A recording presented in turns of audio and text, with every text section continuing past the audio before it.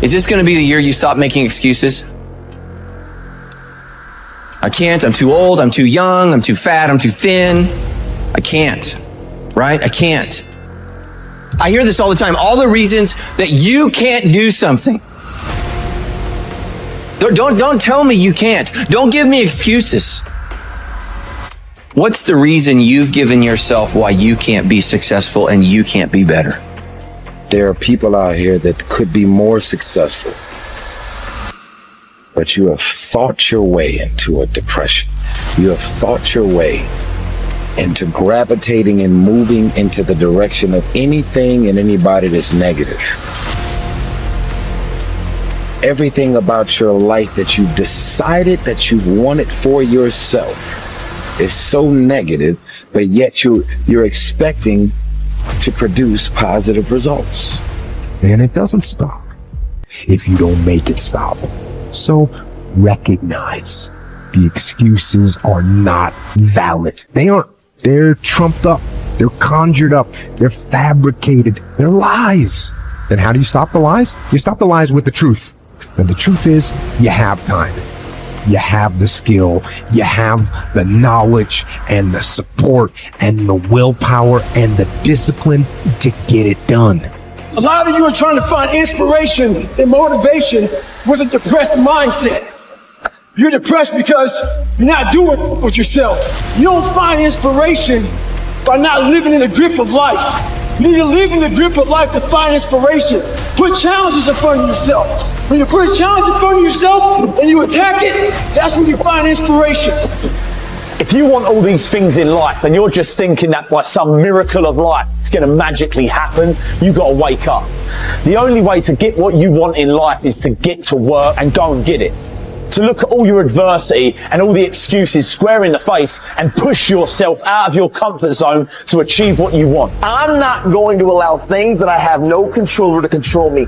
The only way to go about doing the work is get raw and get intense, get angry and aggressive, and make it happen for yourself. These test days, guys, these are the days that test your qualities. They test your characters. They test who you think you are. They test your fortitude. They test your endurance, your discipline, your grit, your dedication, your determination, your mental toughness, your character. Everyone wants to feel like a winner. And feeling like a winner requires that you win. You get the feeling of the winner by completing a task 100. When you do this repeatedly, eventually you develop the habit of completing the tasks that you begin. When this habit of task completion locks in, your life will begin to improve in ways that you cannot today imagine. In psychology, the reverse is always true. The incomplete action is a major source of stress and anxiety. In fact, much of the unhappiness that people experience is because they have not been able to discipline themselves to follow through and complete an important task or responsibility. If you have ever had a major assignment that you have been putting off, you know what I am referring to. The longer you wait to get started on an assignment, and the closer the deadline approaches, the greater stress you experience. It can start to keep you up at night and affect your personality. But when you finally launch into the task and push it through to completion, you feel a great sense of relief and well-being. It is almost as if nature rewards you for everything that you do that is positive and life-enhancing. At the same time, nature penalizes you with stress and dissatisfaction when you fail to do the things that move you toward the goals and results that are important to you. Pick something, right? Pick something, a nameable goal, and then try to implement it. And what'll happen is, you'll learn a lot by trying to implement it, and one of the things you might learn is what a slightly better goal might be. Because if you try something diligently and you succeed or you fail, you're going to learn from the effort expended in the detailed implementation of the goal. It's going to inform you. It'll also transform you physiologically. It does that at a very basic level, neurophysiological level. You will be slightly different as a consequence of the attempt. And what that'll mean is that the next goal you pick will be a little more suited to you. And so it's this kind of pathway, right? It's like maybe the goal you should be attaining is here. but you don't know that because you're clueless, and so you aim there. Well, it's better than there, and it's not nothing. It's not cessation of movement. And if you're supposed to go there and you go here, but you walk diligently towards it, you're a little closer once you get to here than you were here. And it's this oscillating self-corrective process that leads you to the final star.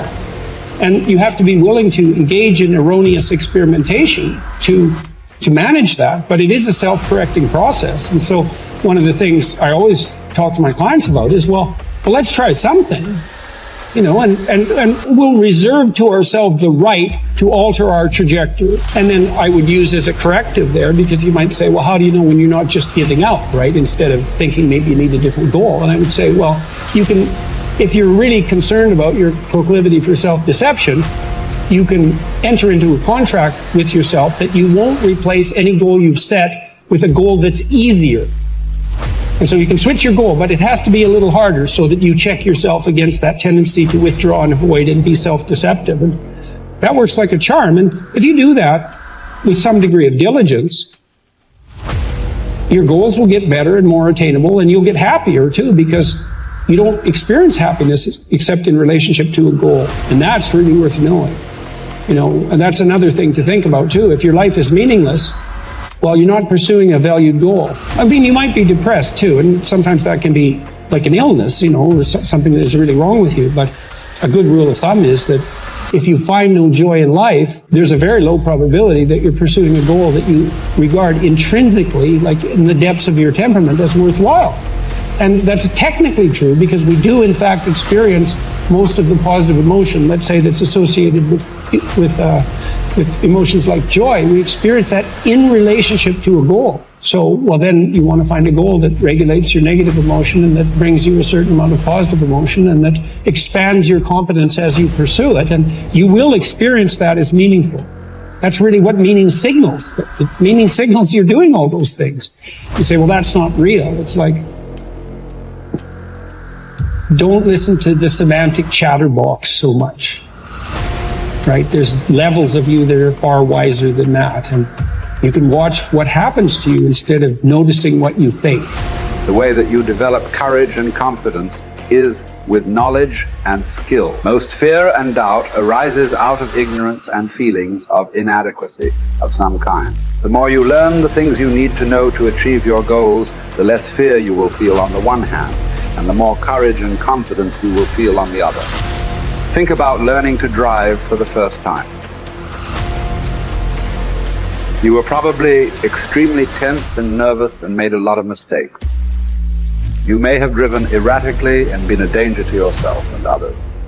But over time, as you mastered the knowledge and skills of driving, you became better and better and better, and your confidence increased. Today, you can quite comfortably get into your car and drive across the country with no fear or worry at all. You are so competent at driving that you can do it well without even thinking about it. The same principles apply to any skills you need to learn to achieve any goal you can set for yourself. There's some times where the mind gets overwhelmed and you cannot slow it down, but by these certain tools I developed, by not allowing your mind to get away from the moment. You have to think about the exact moment that you're in. But I saw when I was younger, the moment became too big. When it became too big, I spazzed out and I would quit. But now I don't think about even like an hour from now, I'll be eating. I don't even go there.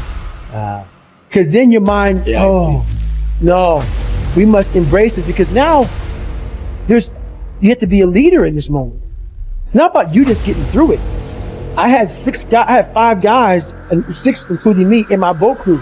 Now I was the boat crew leader. So now another trick is this: if you don't think about yourself, there's no pain. Which can also lead to pain later on in your life. But in these moments when you're struggling, if you are a true leader and you're worried about your men or women beside you, your mind doesn't care how cold you are anymore. Your mind's only worried about taking care of the men and women beside you.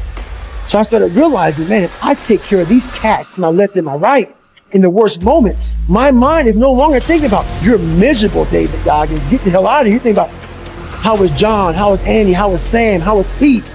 How you guys doing? You're not thinking about me.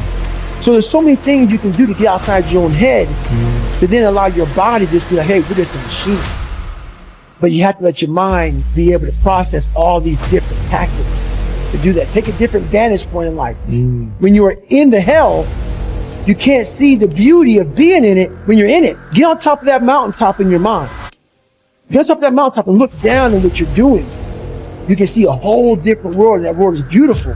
But you gotta get a different vantage point in the suck. Don't be in it. Spiritually, get out of it. Get that soul. Look down on what you're doing. Be amazed by the process of where you're at now and where you came from.